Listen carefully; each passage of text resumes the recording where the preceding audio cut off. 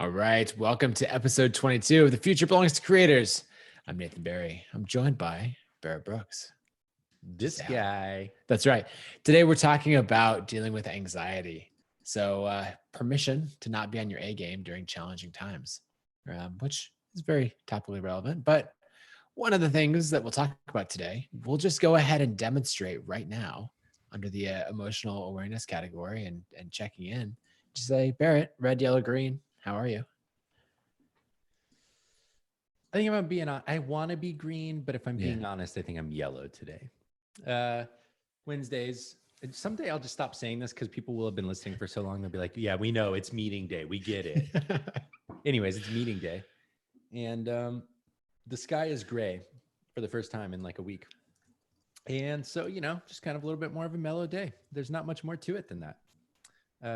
Yeah, I didn't sleep super well last night. And having all my calendar time booked means I got to like be tuned in. But I am ready to be tuned in because you know what? Our listeners deserve that. How are you doing, Nathan? I was going to say, is this where you go off on some, like, I just didn't know if this was going to be like a 2-second tangent or like, there's no way to know. But I would say yellow as well.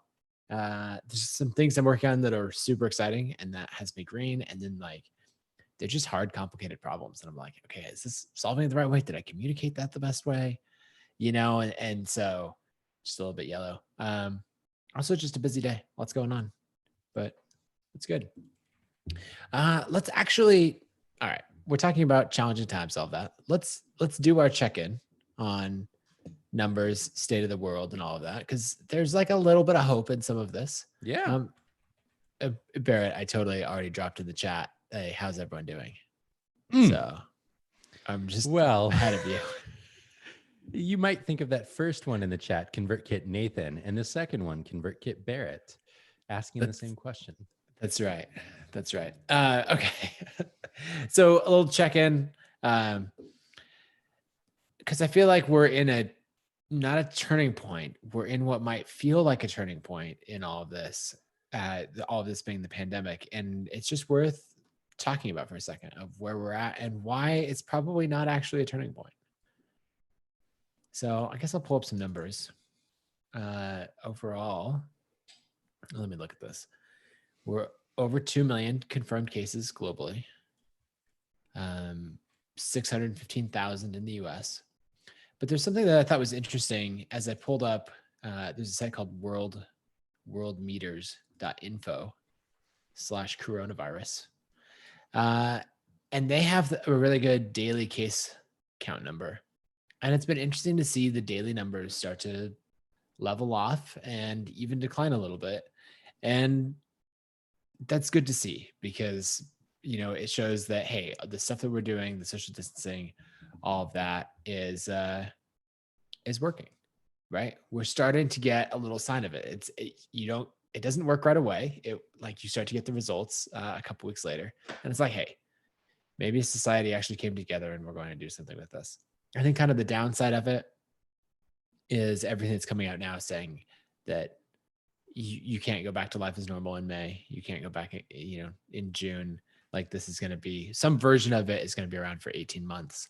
And, I think we both intellectually knew that. And there's also kind of this emotional side of it as well. And so it's worth checking in on and realizing that there's going to be some grief with that there's a lot more things, not just craft and commerce that's getting canceled, but there might be a lot more even going beyond that. Yeah. It's not, potentially not just spring break, but maybe summer vacation. And, we're starting to have conversations internally about what to do with our team retreat in September. And we don't have to make that decision now, but eventually we will. And so there's a lot there because, you at the beginning, it's like, okay, we're running a marathon. Right. I need to treat this like a marathon. That's after you get past embracing that that's true. I think some people maybe aren't even embracing that. And now we're kind of at that point where it like starts to hurt a little bit. Obviously it's already hurting a lot for a lot of people. And so I don't mean it in that way. I mean more that the longer you are in a state of some form of isolation, the harder it is.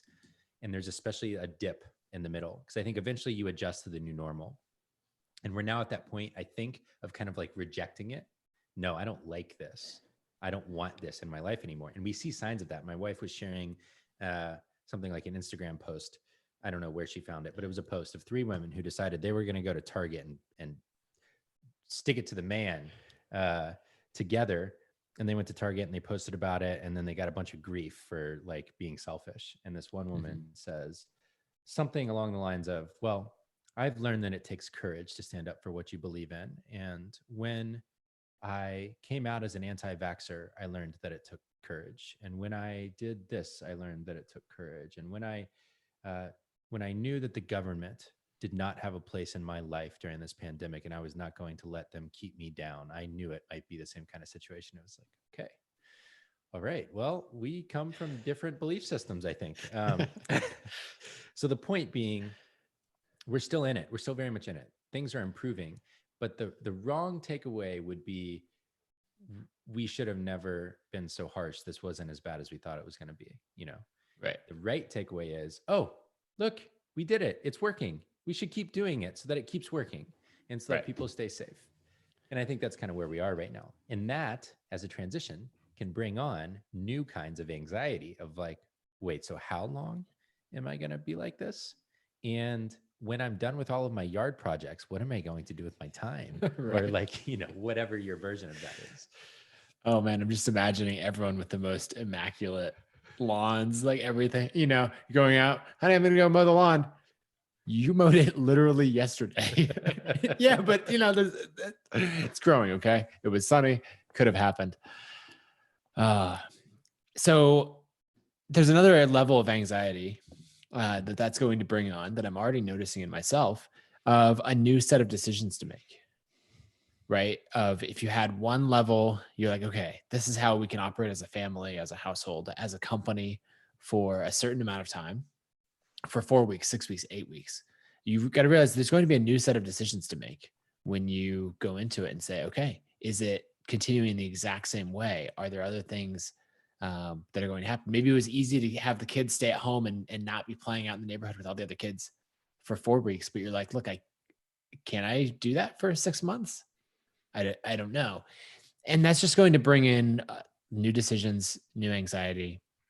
And so the first thing, as we talk about dealing with anxiety, that I want to dive into is awareness. This is something where I feel like maybe the last 3 or 4 years have been a lot of progress for me, just in emotional awareness, and that being the very first step of like acknowledging where you're at. And we use a few tools for this. Some of them we've talked about before. The first is red, yellow, green, so that in this setting, I can just put a score, a label, something to how I'm feeling, and then sit for a second and go, okay, and why is that? And that's a little bit of awareness. The next that we talked about is like, where in your body do you feel it? Because that's that question that forces you to sit with it for a second. Where in my body? I don't know. No, of course. Like, that's not a thing. But then like weirdly today, I'm like, I feel it in my neck, like the anxiety, you know, like, okay, so why is that? And I can dig into it and I can start to unpack, what exactly am I feeling? Why might I be feeling it? And then kind of that last simple step in the awareness side of things is just naming it. Like, I feel anxious.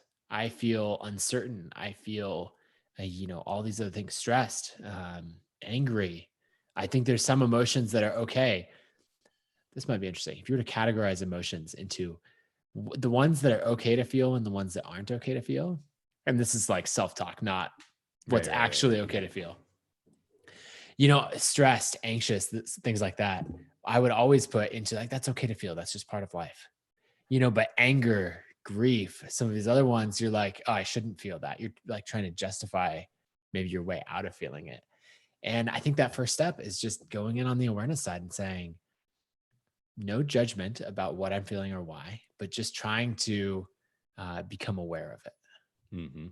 Yeah, totally. I think, you know, I don't know when I first became aware of the body question, but I know that both my counselor and my coach asked me the same question. And so that's telling me something, that it's a valuable thing to notice. And I think it's because you can there's a sense of like gritting through something, just kind of like biting my teeth down and just getting through it. And for me, at least, that was my like kind of juvenile approach or adolescent kind of approach to dealing with emotions. Um, oh, listeners saying my voice is kind of low. We'll see if, Crank up that volume a tiny bit. anyways, so noticing that I do feel it in my body is actually the first step for me knowing that I'm feeling an emotion that I haven't acknowledged, because I'm very physical in how I experience emotions.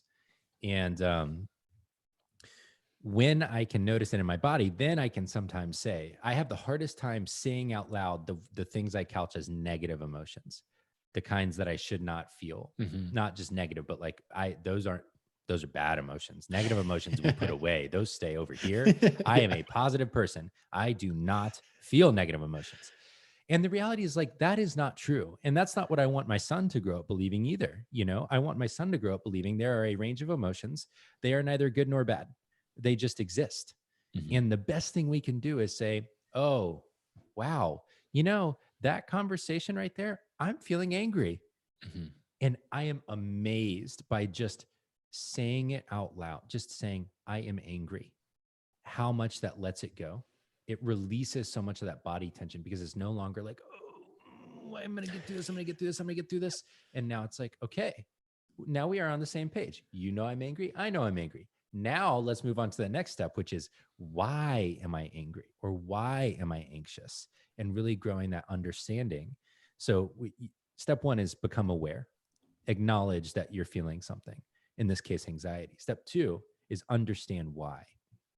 Yeah. And on that understanding side, the first thing is realizing that you can ask questions of yourself. And sometimes I would do this. Like I'll even put it in sometimes into a specific person where I'm like, oh, I'm feeling angry. And then I can imagine my counselor sitting across from me going, okay, well, why is that?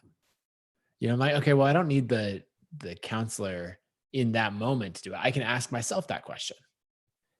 And then I can like answer it for myself and go, okay, well, here's why. Here's what's bothering me. You know, I can dive into it more, and then start to ask a few more of those things and start to unpack, um, you know, what's going on and what's driving it. A time in my life when I like dealt with depression the most and all of that is because when I finally unpacked it was because I found that a lot of my self-worth came from what I created. Like I valued myself based on my output at the end of the day, at the end of the week, end of the year or whatever. And I would project that from other people, right? I would get praise from people for the book that I published, the whatever thing, and fuel that into my self-worth. And then I would take that and channel it into more creative output and go from there, which ended up being a really powerful cycle. But it could be just, turns out, if it's really powerful on the way up, it could be just as powerful on the way back down, of realizing that, you know, on that flip side, if you have an unproductive day, then and your self-worth comes from what you create, then uh, you can start to go that other direction and go like, well, you couldn't get anything done because you're not worth anything. And, you know, and then go down and down and create less and less and then slip into that place. So Right. there's all these questions. That's the first one that I start to ask is like, just try to uncover layers of what drives it and try to understand, okay, is this like an outside thing that, you know, something just happened and that will pass by, or did it like trigger something deeper in me related to self-worth or my beliefs about myself or any of that? Yeah. Yeah. And for me, when it comes to anxiety in particular, it is something like anticipated future scenarios that I don't want to be true. Mhm. And one of the ways this has showed up for me, I guess this would be like probably a form of depression or just deep anxiety that I experienced when I was running my first company, and things were just like, I wasn't making money. We were living Right. on my wife's salary, and that was it. And um, it came out for me as hypochondriacism, whatever the Yeah. ism version is of being a hypochondriac. I was convinced that I was dying of about 12 different diseases. And that was an externalization of internal feelings about a lot of things. And I think that was almost a way of making fear concrete. I had fears about maybe I'm not cut out for this. Maybe I'm never going to make money again. Maybe this business isn't going to work. Maybe I'm never going to be able to get a job again. Um, but those I wasn't verbalizing. And so the way it came out was like, wait, is something wrong with me? Do I have like, is that something in my throat? Did I have chills last night? Do I have like, and I literally, I went down this path, and the only way I finally got out of it was getting to what was true. And I had to find reliable partners who I trusted to help me understand what was true. And the difference between what is true, there's two ends that you can go to. If you're delusional, it can be, what do I want to be true that isn't actually true? And if you're anxious, it can be, what is true versus what am I scared might be true? And what I often find is anxiety comes from a place of, what am I scared could be true later that probably isn't true right now, because there's a million different outcomes. And so for me, finding sources of truth, I got out of that like deep state of anxiety by finding a doctor I trusted who would go with me to the place I was at and then say, okay, so I don't think those things are true, but let's act as if they might be, and let's get some answers. And so that was kind of step one, was like, we defined truth together. We got all the facts. Here's all your blood work. Here's all your, and I'm using that example just because it was a personal one. And so that started me on this path where I learned, okay, so what actually happened was I was anxious about business, work, life, marriage, something else. And I translated that to medical fears. So now what I know is I can actually shortcut that. If I feel myself getting into that medical fears thing, number one, I have a rule. I am not allowed to Google anything related to medical, period. I can only ask my doctor. That is my rule, and I operate by it. I do not Google medical anything. So that cuts it off. It doesn't get worse. And then I say, all right, that is actually an outpouring of me not acknowledging something I'm feeling. So let me go back a step and say, what am I scared of right now? What am I scared might be true in the future that I don't want to be true in the future? And that has been a really powerful question for me, to be able to get actually back to the emotion it's rooted in, because there's some emotion rooted in that point in your body where you're feeling it. Right. And so that's where the understanding for me comes from, and unpacking that, because the power is like, oh, you're angry. Let's talk about it. Yeah. And that's really that next step that we have after understanding, is sitting with it. And this is probably the hardest one for me, because I think it should be like, awareness, understanding, solving. Those should be the steps. And what it actually is like, just pause. Like, what happens? The example I always think of is like, if you curl up your toes, you can get I can get my foot to cramp up. It's like this uncomfortable position, and it happens sometimes, and you're like, oh God, like, let me stop that right away. Because it's painful, but it's like a little bit painful. And pain isn't necessarily bad. You shouldn't, like, not all pain is the version that tells you like, okay, don't touch the hot stove, and you pull your hand away. Some pain is actually telling you something, and you can sit with it. And so when you're realizing and uncovering something, realize that, like, maybe I start to dig a little deeper and dig into this understanding, and I realize, oh, it's this painful thing. And like, let me pull away from that. Instead, leaning in and going, okay, what makes it painful? Why is that? Can I tolerate that? Can I sit with it?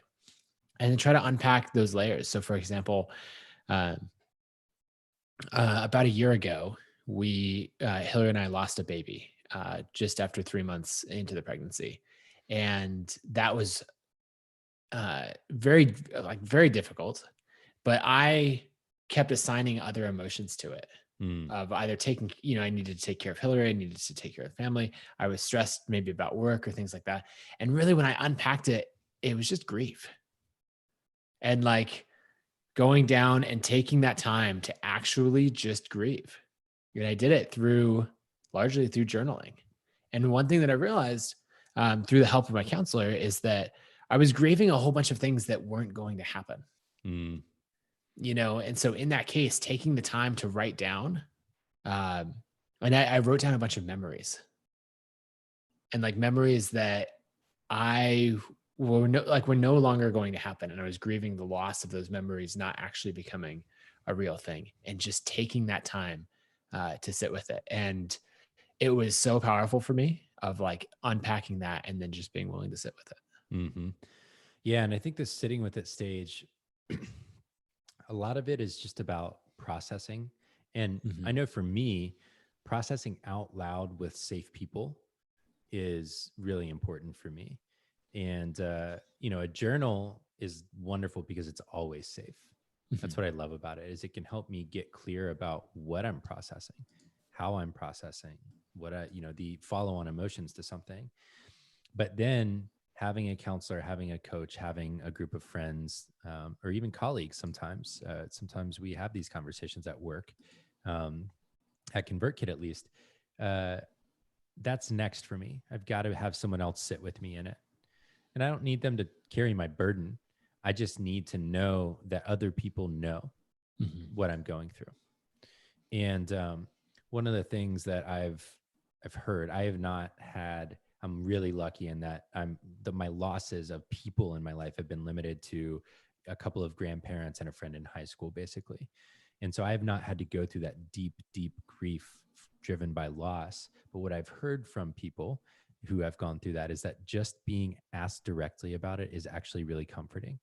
Mhm. How are you doing with having lost your son or we have a mutual friend who lost a son in a stillbirth, and what they wanted more than anything was just to be able to talk about it. Mhm. And what they felt like was they were walking on eggshells instead of, Yeah. other people were too, but then that made them walk on eggshells Right. instead of just being able to be like, I'm freaking sad, you know? Um, so anyways, sitting with people, I think, can be a really, really powerful way to feel supported during that stage. Yeah. And then I think there is this stage of like we're not going to stay there forever, right? We're not going to let the world close in around us. We're not going to just sit there. We're not going to just completely stop. We do have people to care for. We do have responsibilities, and we do have this need to push through it. Um, and so, making sure that you spend enough time at each stage, and then realizing that okay, we're going to push through it. Realize like one of my favorite books is and I'll just make him my creator of the day and all that is Ryan Holiday's The Obstacle is the Way. Because I kept going, like encountering something going, oh, that's painful. Let's avoid that. Let's box that up. Let's set that aside and let's go around it. And in the book, he just talks about like the only way out is through and like pushing through it and understanding that and having it be something that you always carry with you and another thing that I do is because I know something about myself that a lot of my self-worth comes from what I create. Kind of that next step after acknowledging the only way out is through. One of the next steps for me is lowering the bar and saying today will be a success if I write 2 sentences towards the thing that I'm trying to create. If I, finish this one design, spend 30 minutes doing a design project or something like that. And, because you don't want to fall into this cycle of coming out of dealing with this anxiety or grief or depression or whatever it is. And then like thinking that you're going to come right back at the level you were at before and, try to hit this high bar and then, miss and fall back into it. Yeah. And I think for us, during this time, even this podcast was that on some Mhm. level. It kind of lowered the bar where we just have to show up and we have Right. enough collective knowledge about the creator journey and about how to build businesses like these that we just said, okay, we can show up every day for 30 minutes. And it's created this source of stability where the bar is always met every day. I mean, on some level, we're meeting the bar every day by showing up, For sure. and then everything else is a win from there. Two things that I'd like to do are first, spending time on things that bring me joy. And so, y'all have heard me talk about um, getting out in the yard, doing yard work, spending time with my son, reading books, writing just on personal projects. The reason I've been doing those is it's just a channel. It's a way for me to experience little moments of just gratitude, joy, to remove myself from that like flow of anxiety that's happening. And so doing things that bring me joy is a big outlet for me. But the second and way more important one that I learned through my whole process of just growing to understand how I process anxiety is taking control over the habits I have control over. And that always comes back to sleep, diet, and exercise. I know that if I'm in a period of really scary anxiety, like don't know what the future is going to look like, if I dial it back and I say, okay, what I have control over is I can try and get 8 hours of sleep every night. I can cook at home with healthy vegetables, and like we don't eat dairy or gluten most of the time. So none of that stuff, get off caffeine. And then with exercise, if I can just move every day, I'm going to create a new baseline for myself that just mentally my brain's going to be better able to process everything. And so that's been a big key for me too. Yeah, that made me think of one of a framework that I rely on a lot is asking two questions. One, this thing that I'm stressed about, does it get better or worse with time? Like so many problems that we encounter actually do genuinely get better with time. And so you can look at it and go, okay, that will get better with time. It'll resolve itself. Or it's kind of like, no, no, this gets worse with time if you don't act on this. So it's okay.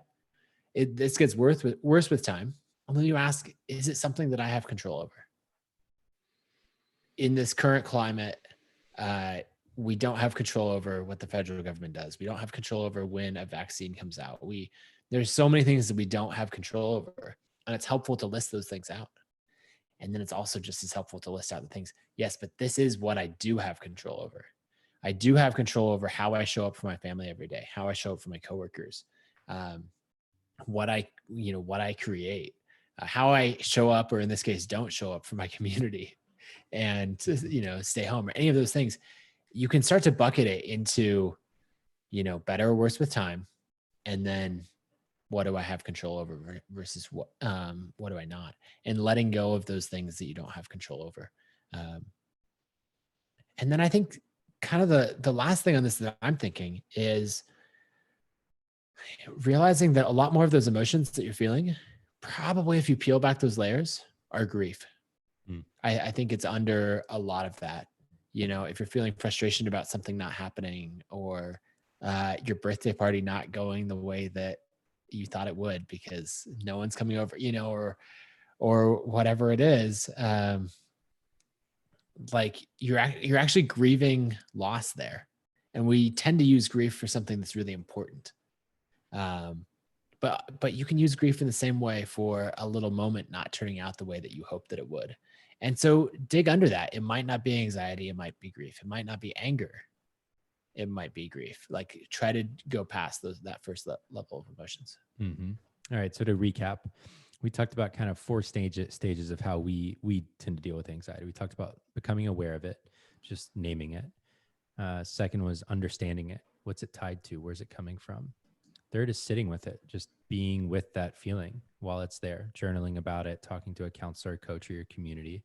And then fourth was beginning to push through it when you're ready, lowering the bar for what you create, spending time on things that bring you joy, focusing on what you have control over. Before we wrap up and move on to, I'm not going to say it yet because you don't get the jingle ahead of time. Keshna asked a question in the chat. She said, can we talk a little bit more about putting your self-worth in your work and whether that's dangerous, especially if and when you're lowering the bar? So if I can kind of decipher through, what has to be short in a chat, I would say, okay, is it dangerous to put self-worth in your work or in your output? And do you create even more danger by lowering the bar there? And I have my first perspective I want to share, and then I want to get your quick thoughts on this too, Nathan, is it is dangerous. It is dangerous to put your self-worth or to tie your self-worth to your output. And I think as a creator, that's part of the risk you take, is you're signing up for that in some ways. And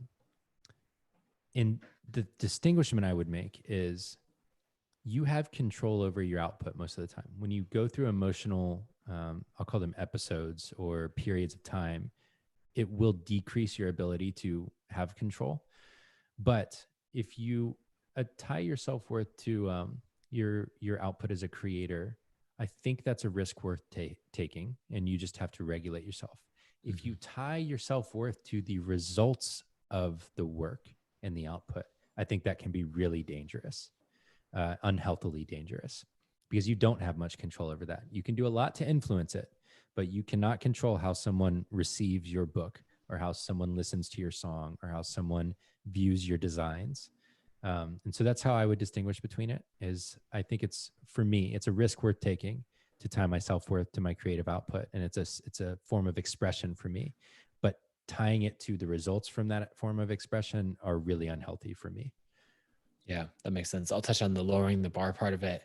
I think if you're used to performing at a really high level, and I think many people in our community are quite used to that, and very proud of that fact of like, we deliver, we show up, we get the results, all that.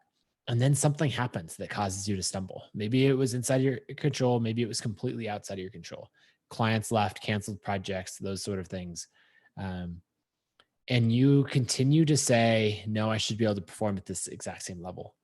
Then I think about that of um, like continuing trying to, I guess, lowering the bar, right? You're trying to jump over something and you're not hitting it, and you're not getting there. And the more you try through pure effort to achieve the same level, the harder and harder and the more tired you're going to get.